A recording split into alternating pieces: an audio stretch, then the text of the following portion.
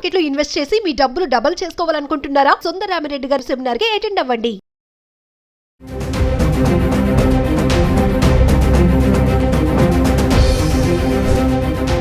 Hi viewers, India's largest digital media network Suman టీవీకి స్వాగతం. ప్రస్తుతం మనతో ఉన్నారండి general physician and psychologist doctor Madhu గారు. 25వ తేదీ రంపచోడవరం ఆంధ్రాలో సీఎం ముందర తల్లికి వందనం కార్యక్రమంలో 10th క్లాస్ అమ్మాయి శివాని చెప్పిన మాటలు నిజంగా అందరికీ అబ్బా ఇలాంటి అమ్మాయి కదా ప్రతి ఇంట్లో ఉండాలి అని అనిపించింది.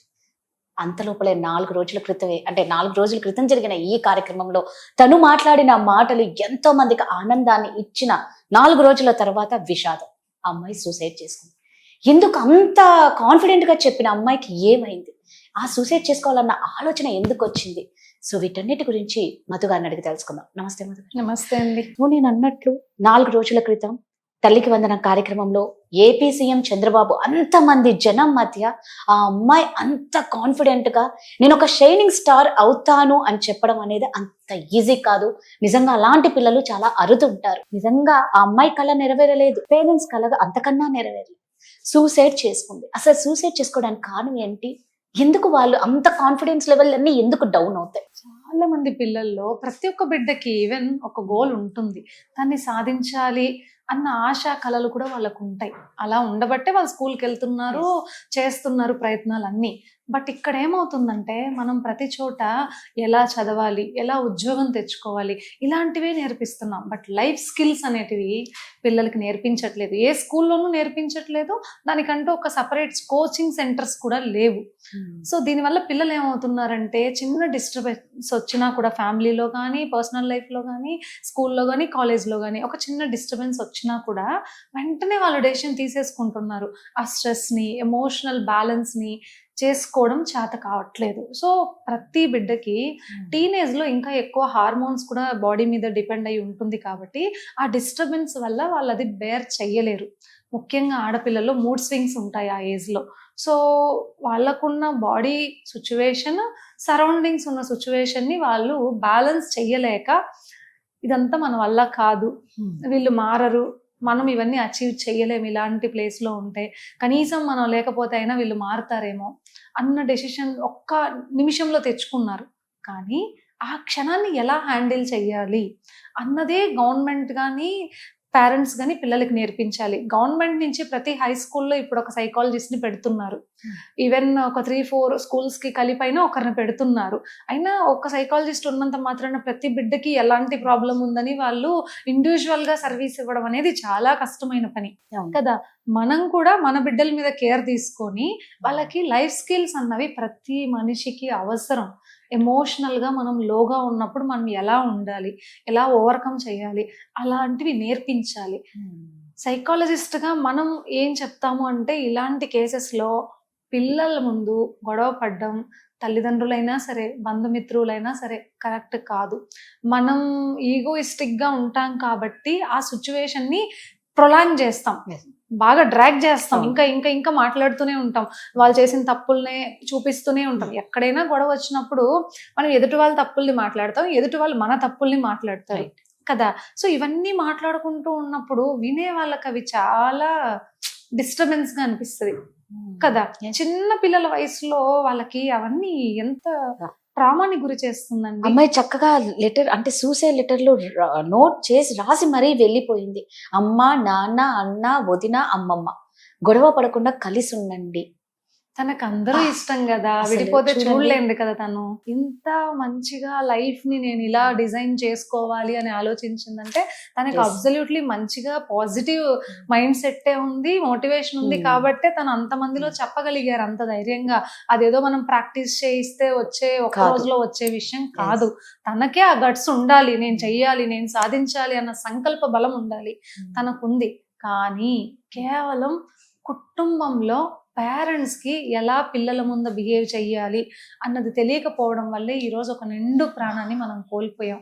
వాళ్ళ బిడ్డ కానివ్వండి, ఎవరి బిడ్డ కానివ్వండి, ఒక ఆడపిల్ల జీవితంలో మంచిగా ఎదగాల్సిన వ్యక్తే కదా.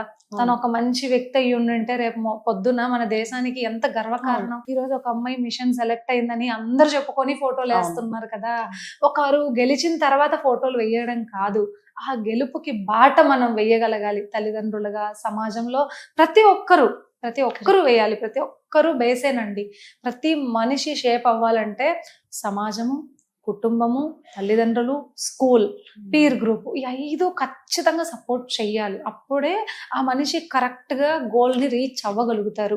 సొసైటీ సపోర్ట్ చేయకపోయినా, తల్లిదండ్రులు సపోర్ట్ చేయకపోయినా, పీర్ గ్రూప్ కరెక్ట్ గా లేకపోయినా, స్కూల్ కరెక్ట్ గా లేకపోయినా, ఈ 5 పిల్లర్స్ లో ఏ ఒక్క మిస్టేక్ జరిగినా కూడా ఆ బిడ్డ తన గోల్ ని అచీవ్ చేయలేదు. అవునా కాదా? ఖచ్చితంగా, నిజంగా. పీర్ గ్రూప్ ఇన్ఫ్లుయెన్స్ ఉంటే వాళ్ళు తాగుబోతులు తిరిగే వాళ్ళు అనుకోండి, చదువు మీద ఫోకస్ ఉంటుందా? తల్లిదండ్రి తాగుబోతాయి గొడవ పడుతుంటే చదువు మీద ఫోకస్ ఉంటుందా? సొసైటీలో ఎంతసేపు నీకు తల్లిదండ్రులు లేరురా, నువ్వు ఒంటరివాడివిరా, నువ్వేం సాధించలేవురా అని సొసైటీ అంటుంటే చదవగలుగుతారా? అదే విధంగా స్కూల్లో టీచర్స్ ఇల్లీగల్ గా కానీ ఇంకేదన్నా సిచ్యువేషన్ తో డిస్టర్బ్ చేస్తుంటే పిల్లాడు చదవగలుగుతాడా? సో ఈ 5 పాయింట్స్ లో ఎక్కడైనా మిస్టేక్ జరిగినా ఏ బిడ్డ వృద్ధిలోకి రాలేడు.